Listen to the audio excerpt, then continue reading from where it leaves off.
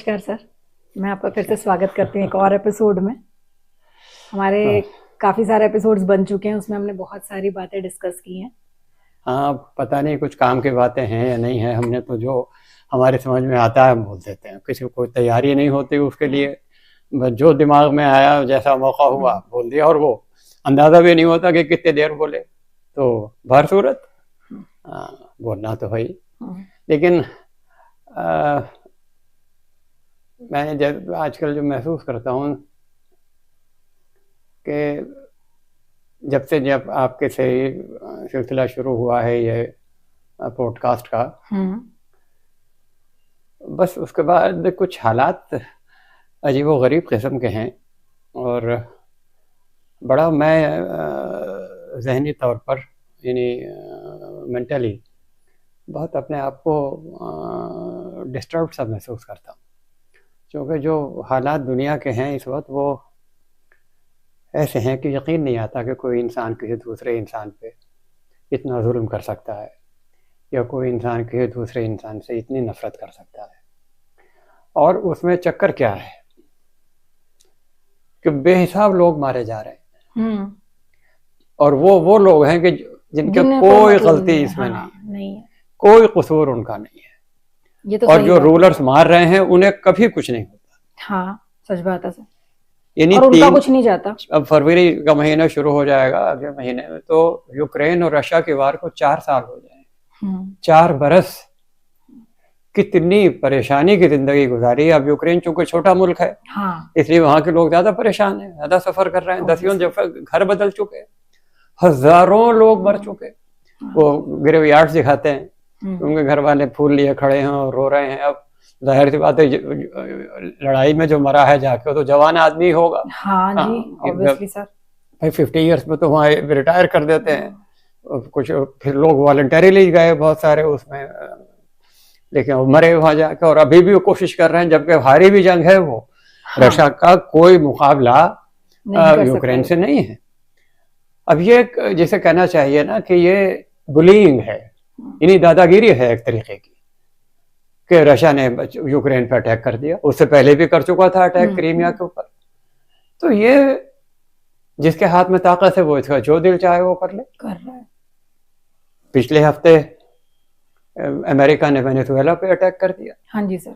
अब कुछ भी है, वहां का प्रेसिडेंट कुछ भी था, लेकिन एक सॉवरेन कंट्री है, इलेक्टेड प्रेसिडेंट है, वो कहते हैं साहब इसका इलेक्शन गलत हुआ। तो इलेक्शन तो बहुत सारी जगह क्या क्या होता है, और सब अपोजिशन ये इल्जाम लगाती है। चल हमने मान लिया कि वो बहुत ही गलत आदमी है, उसने बेईमानी करी इलेक्शन में, लेकिन दूसरे मुल्क को ये कहा है कि जो मैं आज प्रेसिडेंट बना बैठा हूँ और कल को ये कि हथकड़ी लगे हुए मुझे एक अदालत में पेश किया जा रहा है दूसरे मुल्क की, तो उस मुल्क को किसने क्या लेना देना? किसने ये हक दिया कि आप दूसरे मुल्क के मामले में दखल देंगे? सही बात है। जबकि हकीकत सिर्फ इतनी सी है कि वो वहाँ का तेल चाहिए अमेरिका को, वहाँ का जो रेयर अर्थ है, वहाँ जो रिसोर्सेज हैं, जो नेचुरल रिसोर्सेज हैं, माइनिंग करके वो उसे निकालना चाहते हैं। हालांकि बड़ा मुश्किल प्रोसेस है, बरस लग जाएंगे ये काम करने में। लेकिन फिलहाल अच्छा, फिर दूसरे मुल्कों को खतरा पैदा हो गया अड़ोस पड़ोस के कोलंबिया वाला प्रेसिडेंट कह रहा है कि साहब हमारे ऊपर भी अटैक हो सकता है किसी पर, और रोकने वाला कोई है नहीं। वो तो ये हालत है कि जो दिल चाहे कर दे। मैं और आप यहाँ बैठे हैं, आवे और वो अमेरिका की पुलिस पकड़ के ले जाए उठा के, ऊपर पता चला कि परसों को वाशिंगटन में अदालत में खड़े। कुछ भी तो एवरीथिंग इज पॉसिबल।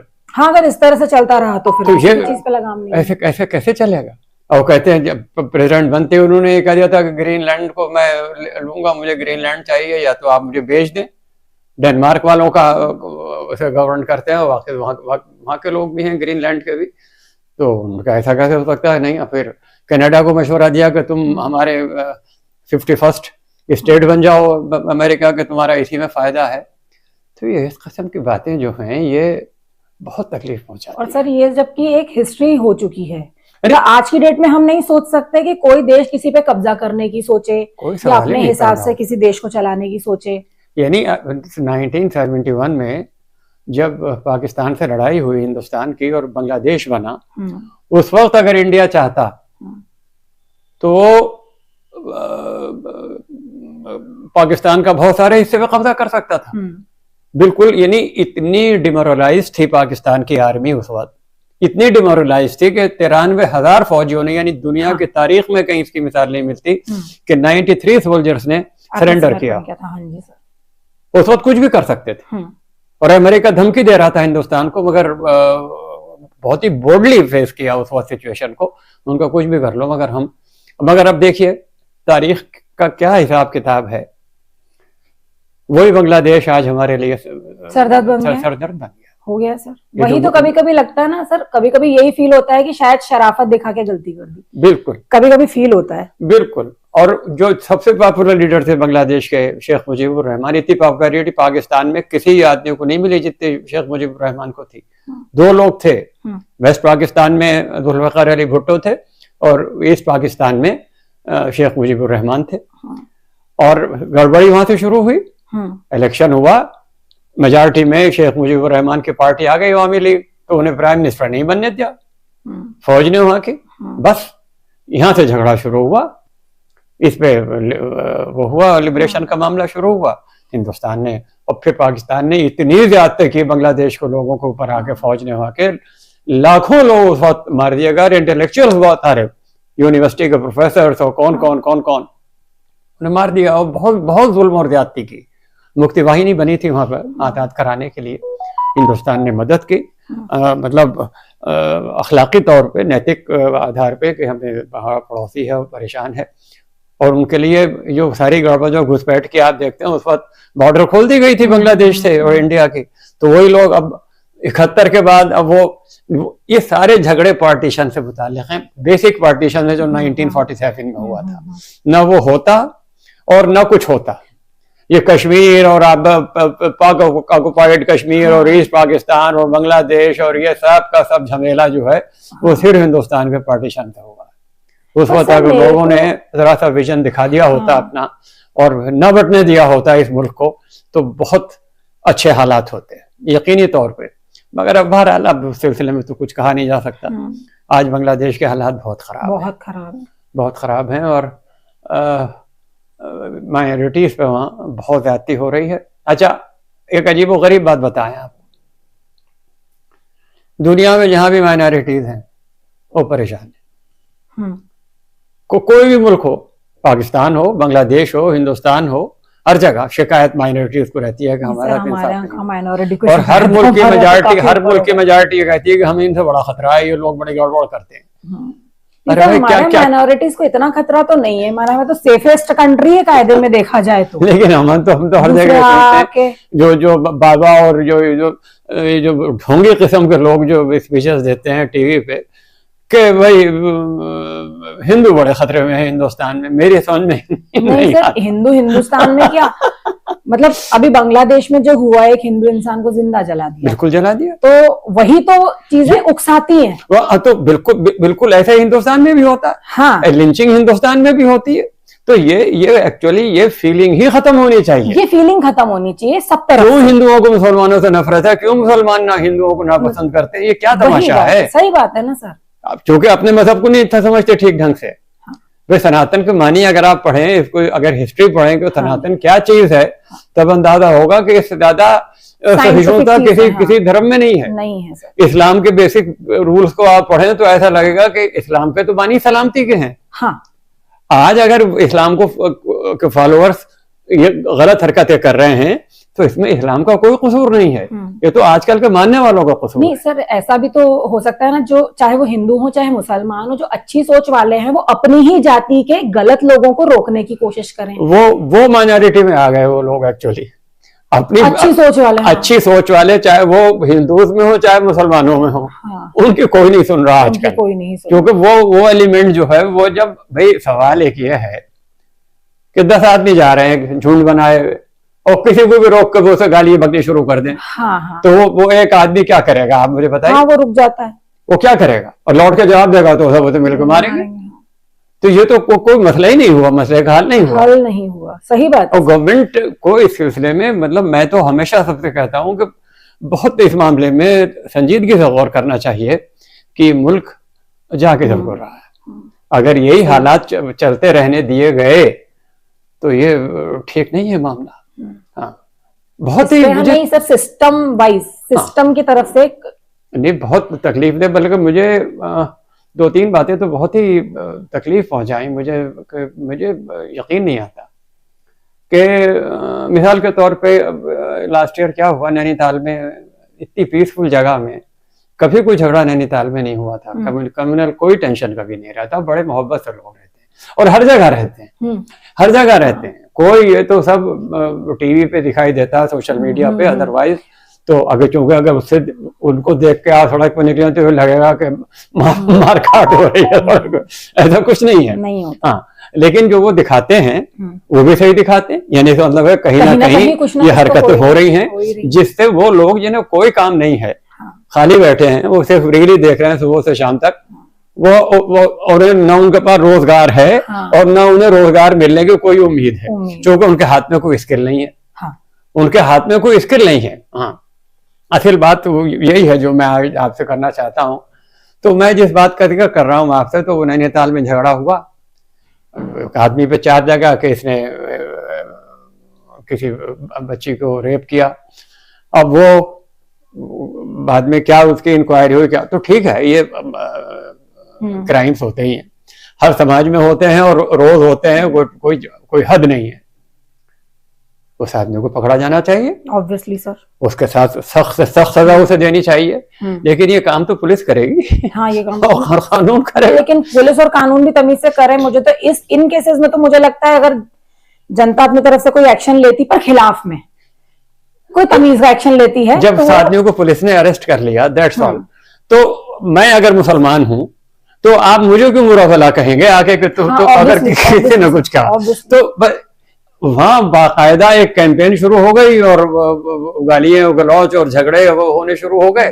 सर वही प्रॉब्लम है ना कि अभी जैसे वही तो मैं कह रही हूँ कि इन छोटी चीजों के कारण पूरी कौम बदनाम होती है, तो ये बड़ी तकलीफदेह बात है। हाँ, और उस कौम को चाहिए कि कम से कम अपने ही कौम से ये गलत एलिमेंट्स हटाए, तभी चीजें सुधर पाएंगी। क्योंकि सब दूसरा हटाने जाएगा तो तुम बोलोगे तुम तो दूसरे वाले हो, तुम हमको क्यों कह रहे हो? कानून हटाएगा, पुलिस हटाएगी, या कानून हटाए, सीधी सी बात है। तो मुझे जो तकलीफ हुई वो ये हुई कि वो थाने पे पहुंच गए लोग, वो जो दंगाई थे, और वहां उन्होंने टीवी पे वो है, रिकॉर्ड है, मेरे पास भी है वो, कि एक सब इंस्पेक्टर था जो मुसलमान था, बाकायदा जाके उससे बदतमीजी की, उसका वर्दी का कॉलर पकड़ लिया। और अब वो क्या करे, वो उस सब इंस्पेक्टर का उसमें क्या रोल है, वो तो पकड़ने जा रहेगा उस मुजरिम को। हाँ, ऑब्वियसली वो तो करेगा। तकलीफ मुझे जिस बात की हुई वो ये हुई कि बाकी पुलिस वाले वहां खड़े हुए चारों तरफ, किसी ने उन लोगों को रोकने की कोशिश नहीं की। तो ये एक बहुत ही खतरनाक ट्रेंड है। हाँ जी सर, जिस पर लोगों की तवज्जो नहीं है। नहीं, और ये जिस तरह से कानून अपने हाथ में ले रहे हैं, फिर ये जो पब्लिक की जो पुलिसिंग होती है ये बहुत गलत होती है। भाई मैं सड़क पे जा रहा हूँ, मुझे कोई पकड़ के मारना शुरू कर दे और मेरी कोई मदद ना हो फिर ऊपर से, तो क्या होगा? हाँ, सच बात है। यानी मुझे उस दिन देख के ये इतनी तकलीफ हुई कि ये व्हाट इज दिस ट्रेंड। इसका मतलब ये है कि उन लोगों को एक तरीके से सरपरस्ती मिल रही है। हाँ, कि हमें कुछ नहीं होगा, शय मिल रही है, हम कुछ भी कर लें, हमें कुछ नहीं होगा, चाहे हम पुलिस के साथ वो कर लें अगर, तो ये तकलीफ नहीं सर, ये तो सच में सोचने का विषय है। ये सबको सोचना चाहिए और जो लोग सत्ता में है उन्हें सोचना चाहिए। हाँ, कि ये मैसेज नहीं जाना चाहिए कि इन लुम्पेन एलिमेंट्स जो हैं, ये जो सब लोग गड़बड़ कर रहे हैं, उनको पुलिस भी कुछ नहीं बिगाड़ सकती, बस शय मिल रही है उन्हें और वो किसी के इशारे पे ये सब कुछ कर रहे हैं। अब एक्शन होता है, हमें दिख गया कि एक्शन हो गया, उसके बाद क्या हुआ वो कोई केयर नहीं करता। नैनीताल का भी किसी को नहीं पता कि उस आदमी का क्या हुआ, उसका जमानत हुई या पकड़ा गया या जेल में है या क्या, नहीं, कुछ नहीं, बस उस वक्त बवाल हो गया, झगड़ा हो गया, उसके बाद खत्म हो गया। तो ये जो सिचुएशन है, दिस इज वेरी अनफेयर, इसकी तरफ तवज्जो होनी चाहिए, वरना जिस तरीके से बेरोजगारी बढ़ रही है और नौजवानों को शायद ये भी एक रीजन है। बेरोजगारी बढ़ने का एक कारण ये भी है कि लोग स्किल्ड बनना नहीं चाहते, काम करना नहीं चाहते, इन चीजों में उन्हें पैसा मिलता है, गुंडागर्दी में। गवर्नमेंट की नियत पे तो हम रत्ते बराबर भी शक नहीं कर सकते। हाँ, सरकार ने इतनी कोशिशें की हैं, यानी स्किल इंडिया प्रोग्राम चलाया, मेक इन इंडिया प्रोग्राम चलाया, मुद्रा योजना चलाई, करोड़ों लोगों की मदद की, मगर वो हमारे मुल्क में बदकिस्मती क्या है और मुल्कों में भी है, हमारे यहाँ करप्शन है। तो घूम फिर के बात ये आती है कि जन साधारण की मानसिकता का बस। कुछ हो नहीं रहा है, और जो एमएलए वगैरह है वॉटेवर जो भी निकल रहे हैं वो निकल तो हम ही में से रहे हैं, वो कहीं बाहर से तो आए नहीं है। बिल्कुल। तो और हम ऐसे हैं इसलिए वो ऐसे हैं, बात ये है। भाई हमने तो चुन के भेजा हाँ, है, वही बात है। और कोई असेसमेंट नहीं करता कि इनकी जो फाइनेंशियल कंडीशन मेंबर बनने से पहले थी वो क्या थी, वो क्या थी और अब क्या हो है। गई है। हाँ जी तो इसका मतलब है कि कोई गड़बड़ तो है, गड़बड़ तो है, वरना क्यों इतना पैसा खर्च करेंगे इलेक्शंस में।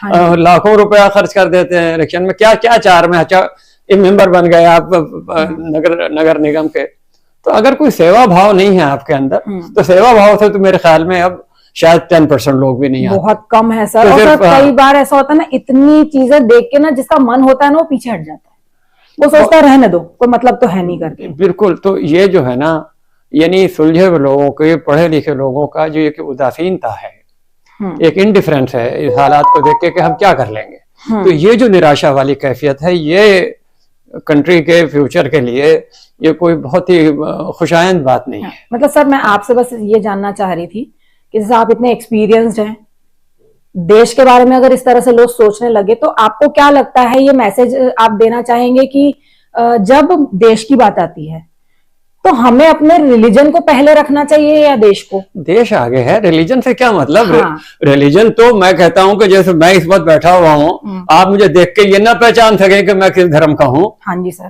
तो है ट्रू डेमोक्रेसी। हाँ आपने अजीब हुलिया ही अपना ये बना रखा है कि दूर से पता चल गया कि साहब ये तो ये है। अच्छा, और अब बिल्कुल क्लियर कट अब ये है कि ये दूर से आप बता देंगे कि ये इस रिलीजन का है, ये क्योंकि उन्होंने अपना, क्योंकि उनका ट्रेडमार्क बन गया वो, कि उन्हें एक वो मिल गया, एक लाइसेंस, वो एक पर्टिकुलर किस्म के कपड़े पहनने से कि हम तो ये हैं, और हम शो ऑफ ज्यादा हो गया सर, धर्म को मानने से ज्यादा धर्म के नाम पे शो ऑफ और ड्रामा ज्यादा हो गया, यानी अननेसेसरीली। बिल्कुल। भाई पहले नहीं चलता था सारा काम, पहले भी सर होता था, सही बात है। कि तू, एक लेडी देहरादून में खड़ी हुई कह रही कि तू कैसे आ गया दुकान, तूने यहाँ कैसे दुकान खोल ली अपनी, कैसे दुकान खोल ली, तेरी हिम्मत कैसे हुई दुकान खोलने की? अरे उसने कहा मैंने तो किराए पे ली है दुकान। तो दुकान के मालिक भी फिर गई वो औरत। वे कौन लोग हैं ये? हम तो ये पूछना चाहते हैं कि समाज क्यों नहीं कंडेम करता है इन लोगों को, कि भाई आपको दूसरों के मामले में क्या, अच्छा कहाँ जाएंगे लोग? जो हिंदुस्तानी हैं वो किसी भी मजहब के हैं, उन्हें तो कॉन्स्टिट्यूशन ने आजादी दी है कि जहां चाहें व्यापार करें। अब कश्मीर के लोग हिंदुस्तान भर में घूमते हैं शाल वगैरह बेचते हुए या बेचते हुए, अब वो घबराते हैं जाते हुए, उन्हें कहीं भी पकड़ के उनके साथ मारपीट शुरू हो जाती है।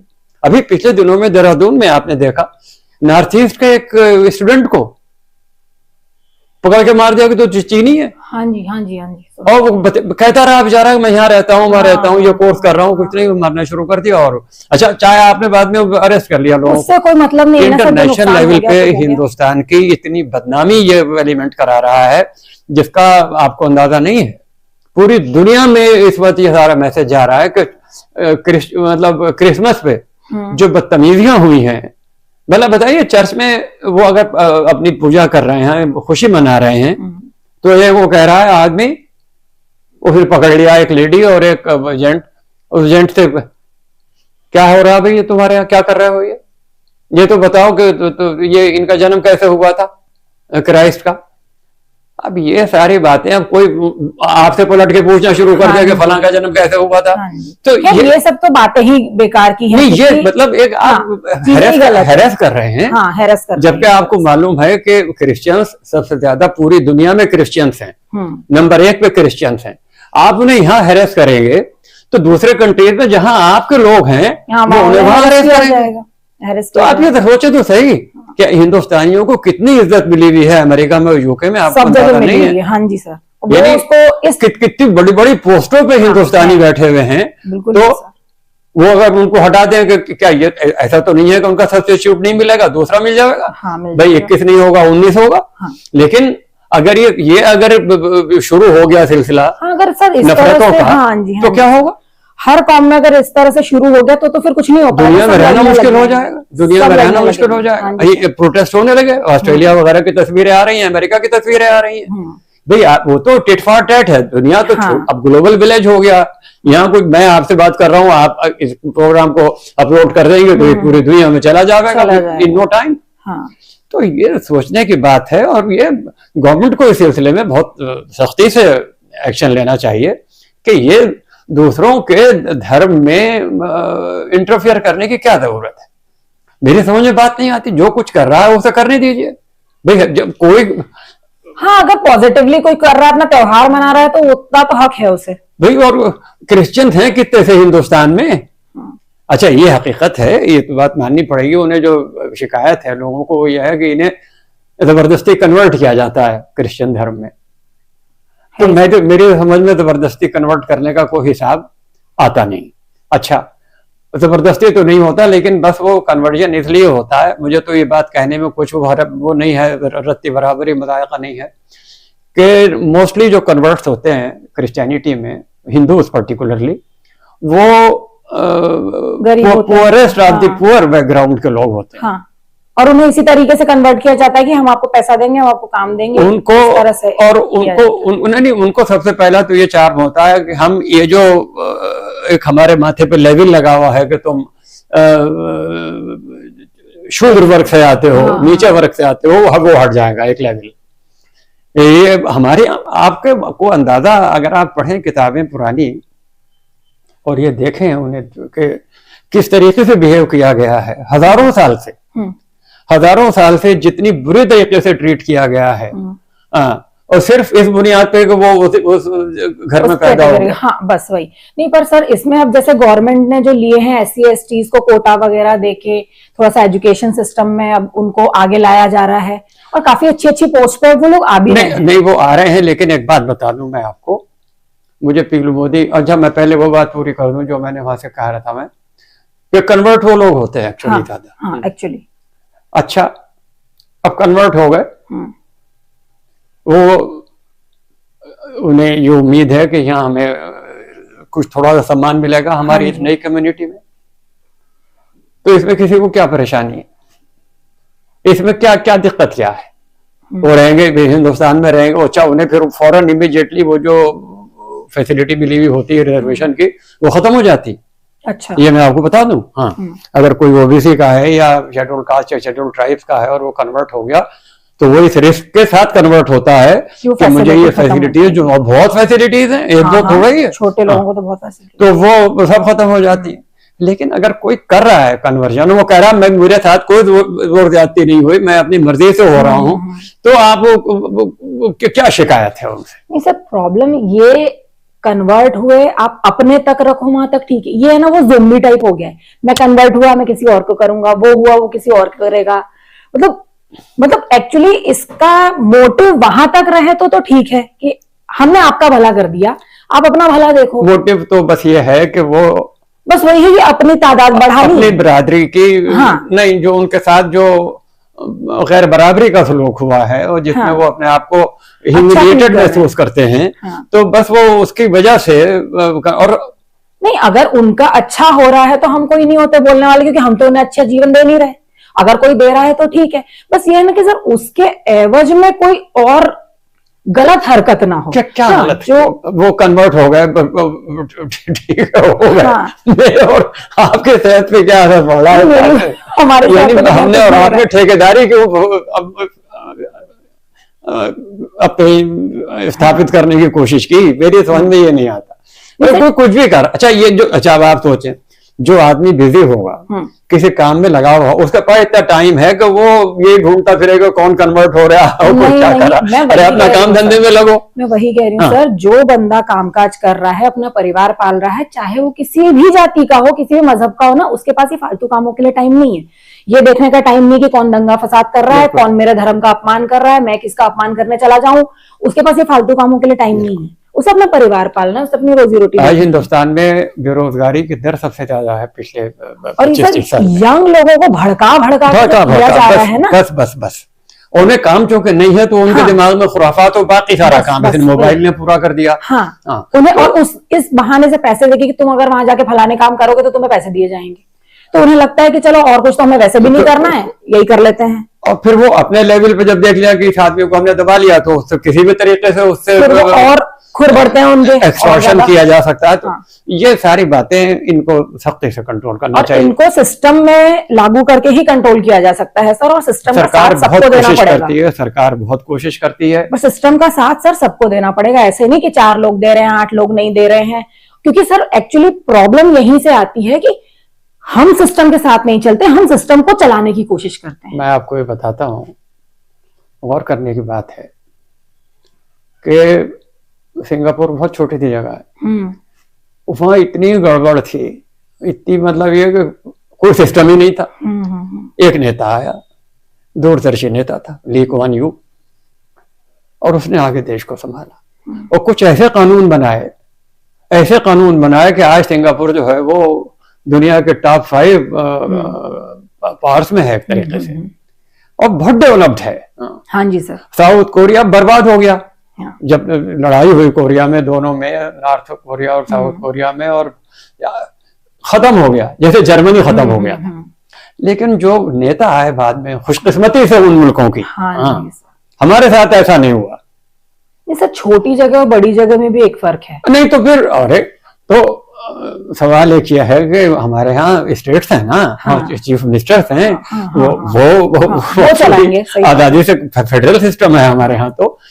तो उसने ली कुआन यू ने सारा चेंज कर दिया वहाँ का कानून, ऐसे बना दिया कि भाई फैक्ट्री आप जो भी कायम करेंगे उसमें आप तभी काम, आपको लाइसेंस मिलेगा जब आप 10 लोगों को अपने यहाँ रोजगार देंगे और 20 को कम से कम ट्रेन करेंगे।